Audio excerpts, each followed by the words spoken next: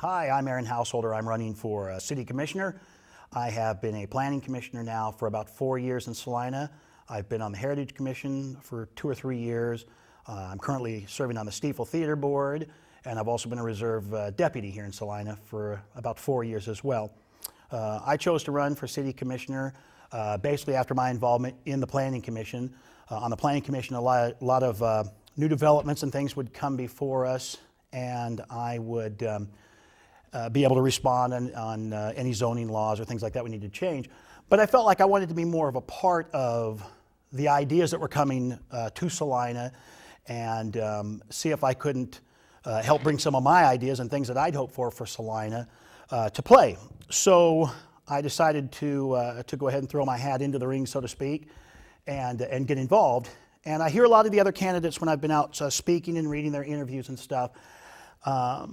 They talk about how they want to read, that they'll listen to the citizens and they'll read the itinerary for the next meeting and that they'll decide. Well, I don't want to be a reactionary politician.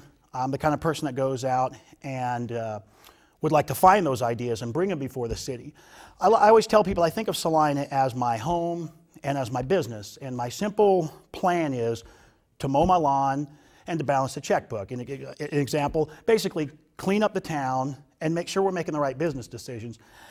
And I've sort of come up with an analogy where I feel like Salina is basically a store. The customers are our future and present retail, manufacturing, and educational jobs. The employees are the citizens of Salina, and we can think of Salina as a store. We oftentimes bring in new capital improvement projects, public art, swimming pools, a lot of things that don't make us money fiscally.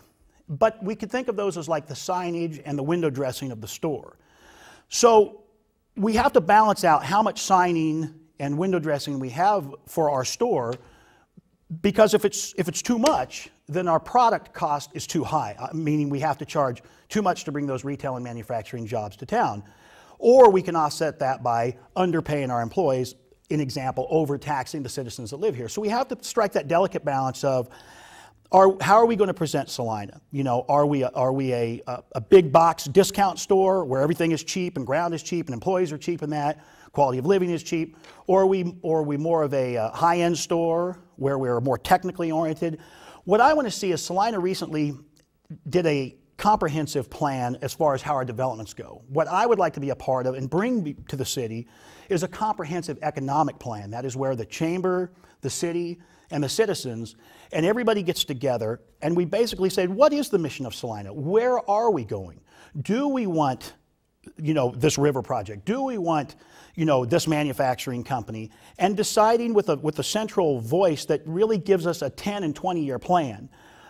That's sort of my dream. The things that are truly immediately facing us are the FEMA flood maps, the recertification of the dike in that, the groundwater contamination plumes. That's what I consider, well, I wouldn't say day-to-day business, but that's what I consider our normal part of the job. And I just don't want to do the normal part of the job. I want to go out and find projects that I think are worthwhile, and I want to bring them before the commission. Another thing that I've only mentioned once before is I'm not receiving any money when I run. I'm going to donate all of my money that the commission pays, and I'm personally going to try and do my part to buy some new signage, anything I can for Salina. So I'd appreciate your vote. I think I've got some great ideas here, and I hope you think so too, and elect me.